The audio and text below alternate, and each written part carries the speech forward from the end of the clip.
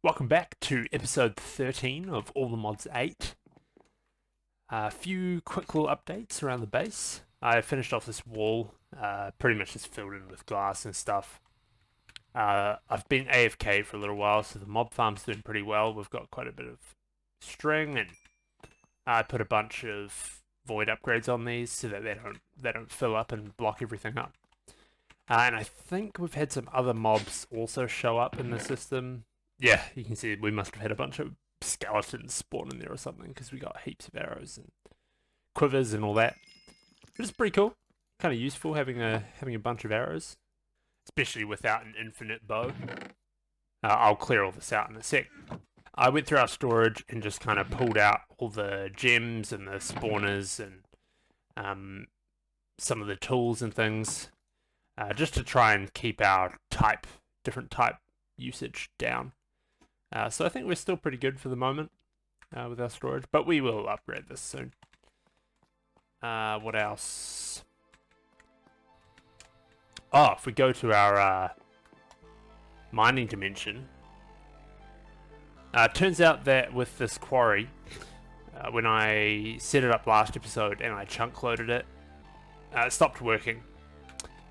And I figured out that it was because the chunk was claimed and the quarry couldn't dig up a claimed chunk. So I'm not quite sure how to chunk load this. I'm not sure, maybe it does it automatically. I really don't know. But it's been going hard. And netherrack? It seems like there's some sort of, like, it mines through the nether, but also the end as well. So I don't know what's up with this mining dimension. I really wasn't expecting to get, end stone and netherrack and that kind of thing. I haven't even been down here to have a look. Wait. Oh, it's some all the modium. I thought it was only in the deep dark, but it must spawn here as well. Oh, sweet. I'll take that.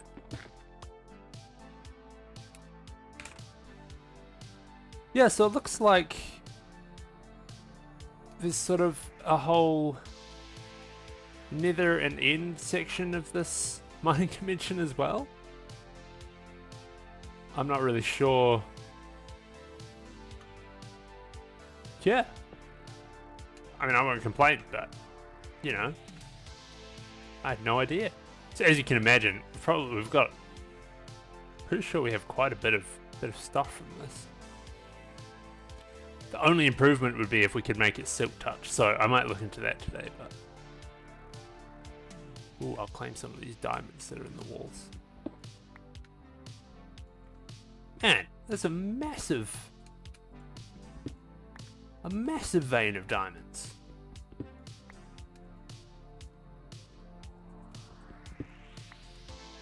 Maybe the veins are bigger here or something, because those were huge. So if there's ever a specific resource we need, we'll just fall down here and mine it as we go. Wouldn't want to get stuck down here.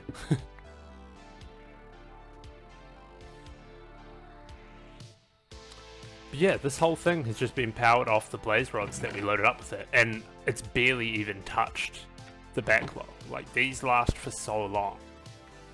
And it's gotten us, I mean, you can see here, 22 diamond, heaps of iron, copper. Yeah, it's pretty crazy. So this will be real helpful with just not having to mine. Yeah, endstone and netherrack. I'm thinking I might put some drawers in here for the endstone and the netherrack, because they might come in handy later on. Figured I'll just grab the stuff and do it now. Add a universal pipe, drawer. Oh look, endstone's already in that one with an upgrade. And we want netherrack in that one with an upgrade. So of course, because this is at the end of the line and this is on furthest first, it'll try and put it in these, and then if it can't put it in these, it'll put it in the trash can. Can't put it in any of these, it'll put it in the chests. So I can grab this out.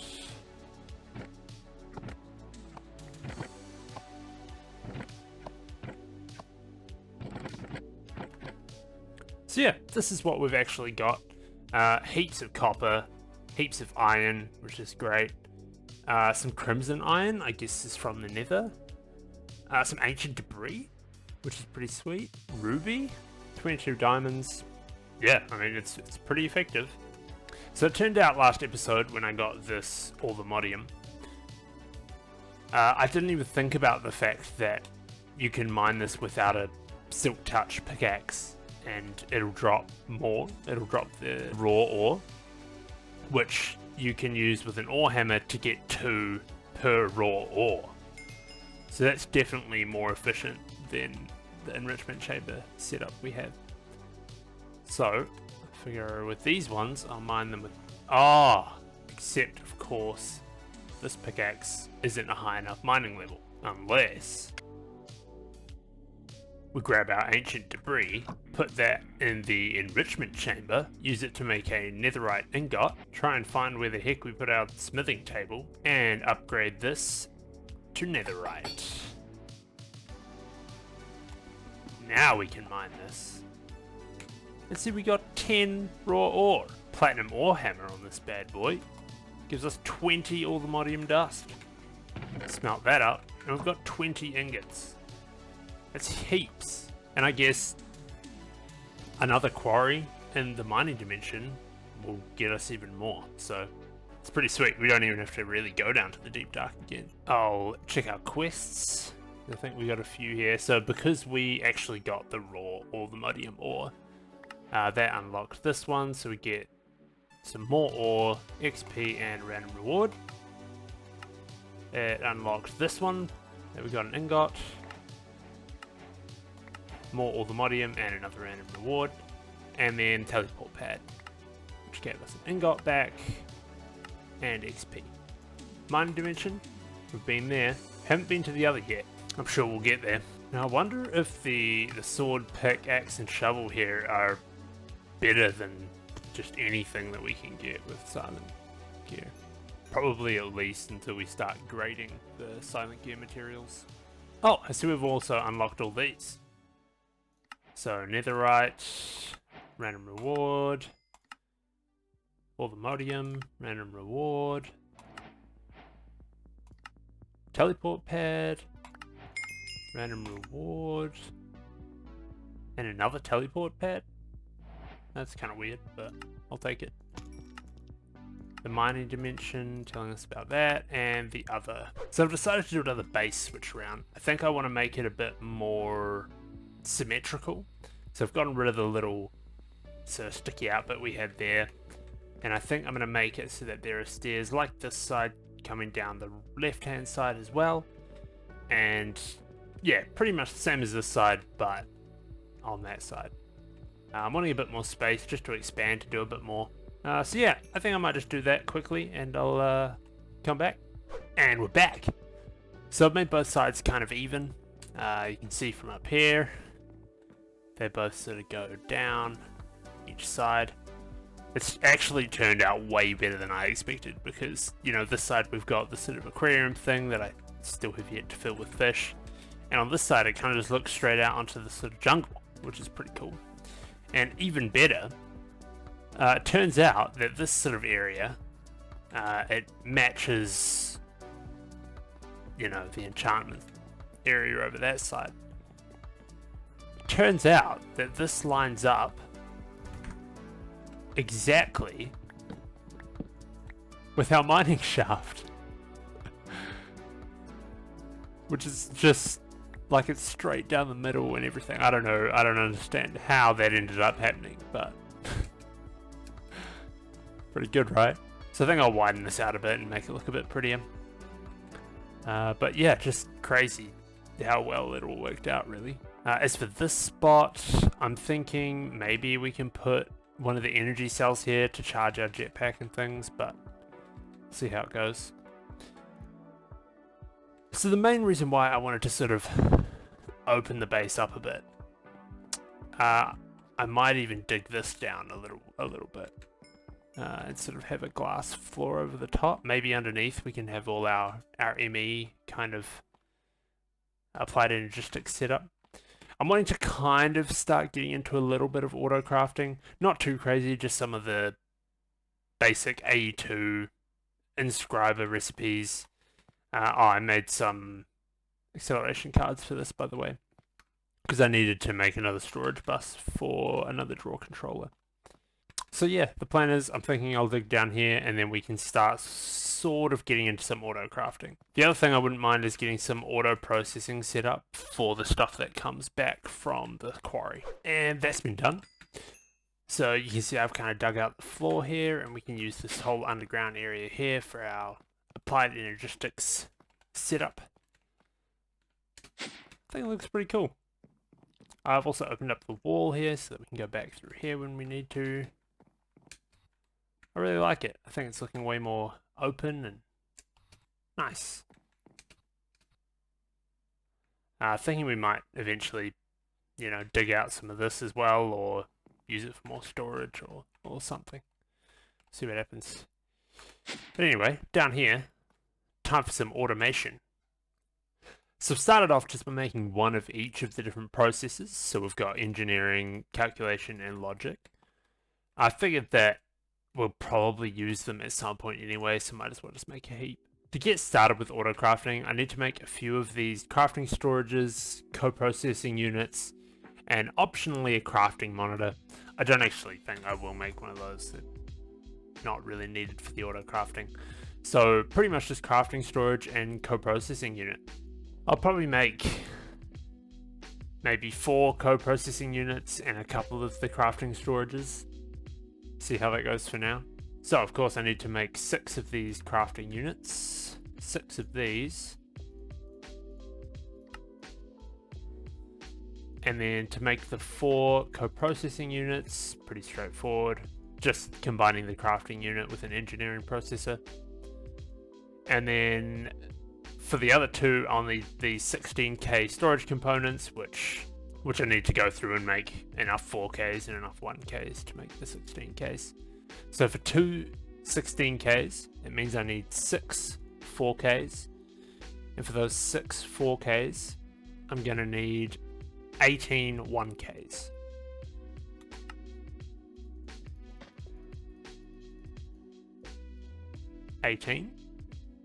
And then make as many 4Ks as that'll give me. I'm out of quartz glass. Should be able to make some more of that. Rest of my 4Ks. And then 16Ks. 2 of them there.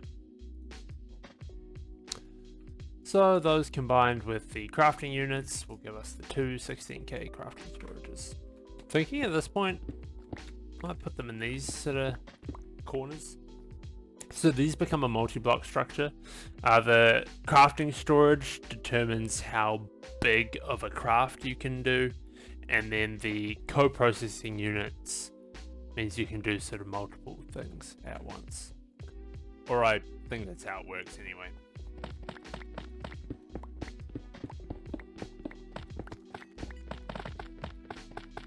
I quickly put together this little setup just to charge our Certus quartz automatically.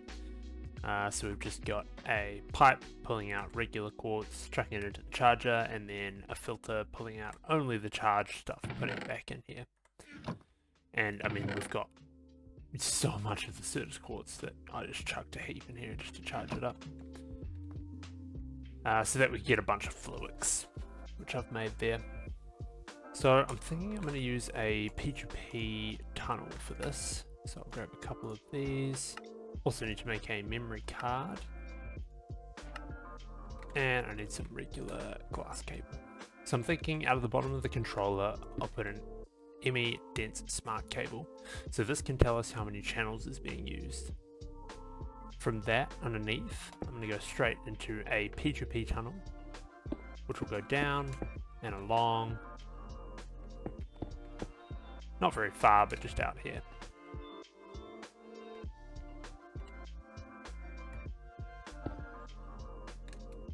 And I will link these. So the P2P tunnels work by transferring as many channels as we put into it on this end, and it will output that same number of channels here. But only 2 channels are transferred along here for each of the P2P tunnels. So it's channels within channels, pretty much. So out of this, we can see that we have 32 channels available, as long as we power it. And so that of course is using some of the quartz fiber. So I've attached the quartz fiber cable here, which of course only transfers energy, not channels. And I've just hooked that up, just for now, back up to the network. I did it to the side here so that this kind of stays intact. And I'll cover it up with some soapstone bricks, facades. Fill that back in. So now that it's got power, this should be online. There we go, device online, and these should have channels and are online. Also just going to place a facade down there just to make that look a bit cooler. So this dense smart cable now has 32 channels that we can use. So off each side of these, I'm just going to plug it in, and a little more glass cable just to connect them up. Device online, device online. Now the other thing I'm just going to quickly make is another crafting terminal, because it's getting pretty annoying to kind of try and look up at this one. And ME crafting terminal. So I'm going to split this kind of up a bit, so give me a second. So I've just shuffled some things around. I put the ME drives on this side here, and they're connected up to this cable here, which comes in the back. And now we've got a crafting terminal down here, as well as the one up the top. So I'm going to make another terminal, the pattern encoding terminal. So I need to make another crafting terminal, doing some more formation cores.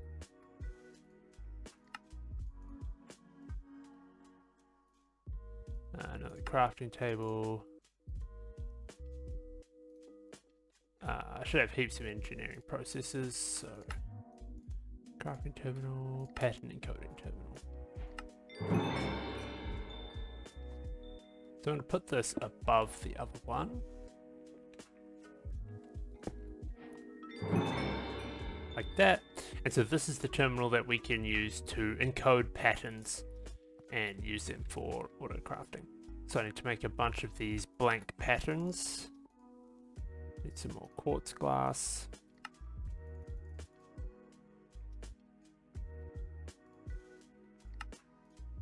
There's 10 of them. Throw those in there. So the first things that I want to automate are a bunch of these inscribers. So I need to make a few more of these inscribers. Sticky pistons. I wonder how much more slime we have. Not much at all.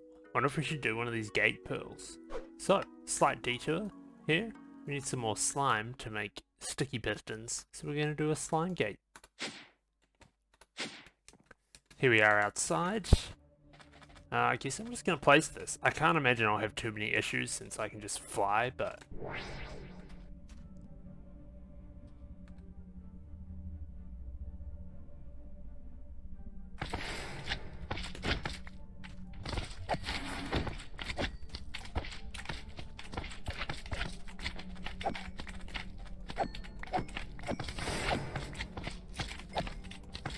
Wow, they spawning pretty quickly. The waves seem to be going through quite at a weird pace. Oh! I guess because I'm killing more slimes than are spawning.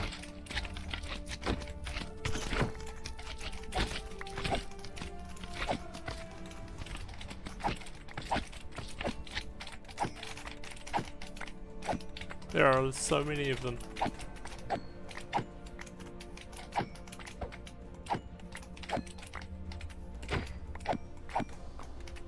Oh no. Almost ran out. Wave 4. Maybe I'll try shooting them for a bit.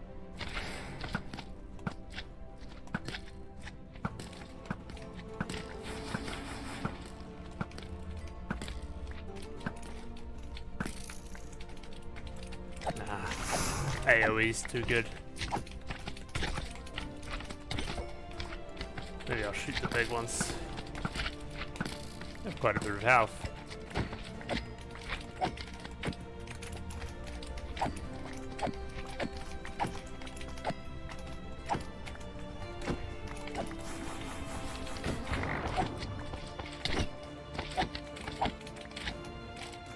Oh, I guess that's the end.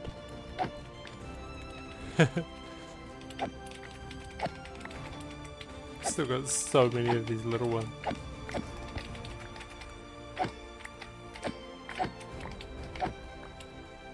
There we go. I mean, we got our slime. I quite like these gate pearls. They're kind of a fun way just to get a bunch of a specific mob's resource when you're low. Now that we've got plenty of slime, should be able to grab a piston, make a bunch of them sticky. 18, that'll do. And use that to make the inscribers. So I've got one, so that one can be the sort of combining everything together. I need one for the logic, one for the calculation, and one for the engineering processes. And then I've got the one that will mix everything together, and that one we can probably use for anything else that needs the inscriber, like the dust from Fluix. What else? Oh, I'll need one for silicon as well. I think that's it, 4 of them. But I should be able to turn these into some advanced ones with a few more hoppers. I've got a heap of engineering processes. There we go, 4. So that makes a total of 5 inscribers. So we need to make a ME pattern provider. So this is pretty straightforward, just a couple crafting tables,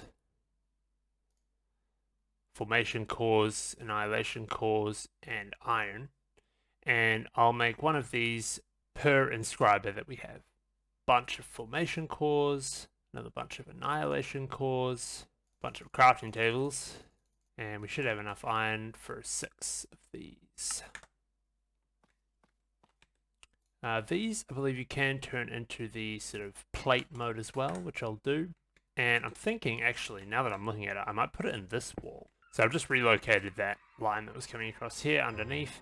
And so here, I'm just going to put a few glass cable.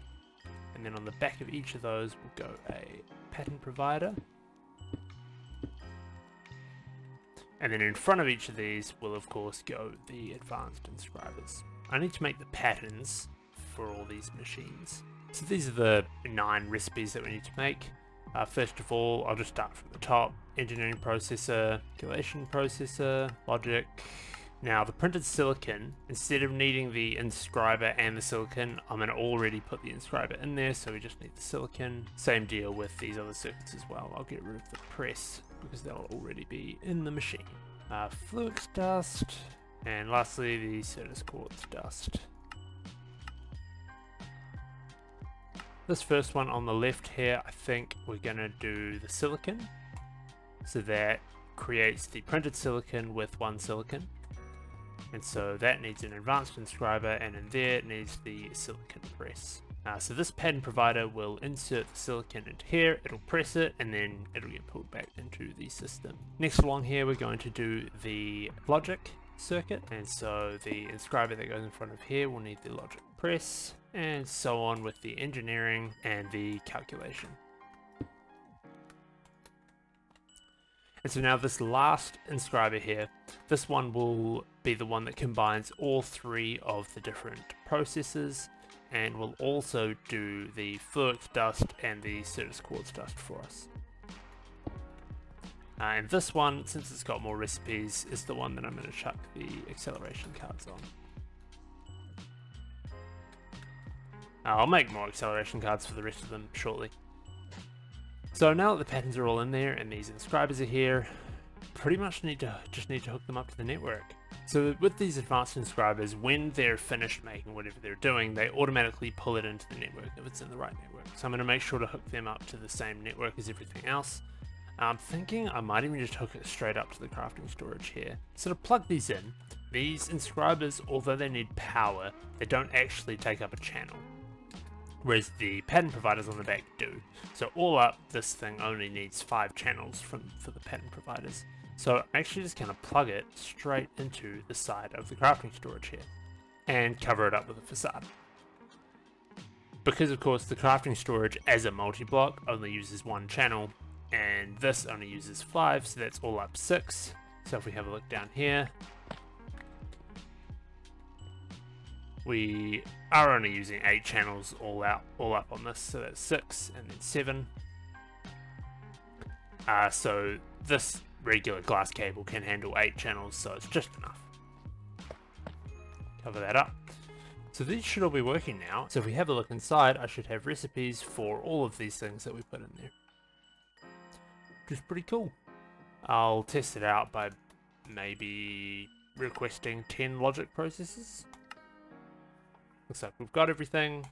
Hit start, and our inscribers are running. Look at that. I just need some speed upgrades now. And then this one will run every now and then when the materials for it have been made. And I can have a look at this crafting storage and see that it's making the stuff. On the crafting terminal here, I can also click on crafting status up the top, and it'll show me sort of what it's making. So the only issue with these at the moment is that, of course, the inscribers are pretty slow. They each take 5 acceleration cards. I've already got 1 that's full, so with the remaining 4, I'm going to need 20 of the acceleration cards. And they just require a Flux Crystal and the advanced cards. Advanced cards, you get 2 for some calculation processes, diamonds and redstone. Got 4 advanced cards here, more. Need to get 20. And then make 20 acceleration cards. So we can fill all of these up with acceleration cards. So that's our first little step into auto crafting with applied energistics. Pretty much just setting it up so that we can make more applied energistics stuff. I would like to clean up some of the wiring around here. It's a little bit messy, but I'll probably do that in between episodes. And the last thing that I want to do is have a look at the quests, of course. Applied energistics 2. I imagine we would have done a few on here, maybe.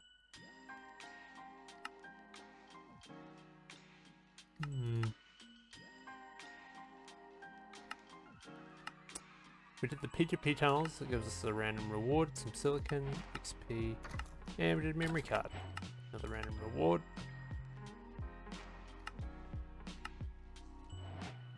Looking at the auto crafting ones here, I think we need to make a pattern access terminal, need more illuminated panel, and the extra pattern provider that I conveniently made. There we go, pattern access terminal. I'll place this down the bottom as well. I'm just going to place it on the side for now. So you can see here that we can access our pattern providers from sort of inside the network. So the 5 pattern providers that are here show up here, so we can put recipes, so we can put patterns in and out of them if we want to, without having to sort of get in behind there, which is cool.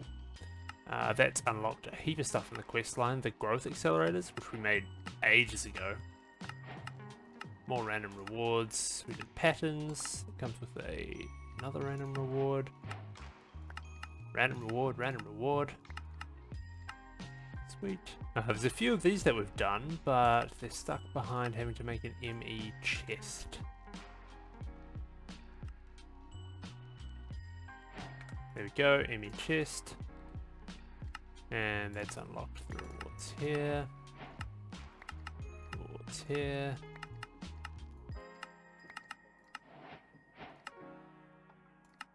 We haven't made a 64k or a 256k yet. We did do this one, gives us an item cell housing. Yeah, sweet. So I think that's all we have time for in this episode. Thanks for watching, especially if you made it this far. Like and subscribe if you want. And I'll see you in the next episode. I'm up to 9 subscribers. Maybe you should be the 10th. Or if you're watching this in the future, Just subscribe. Just subscribe. Do it.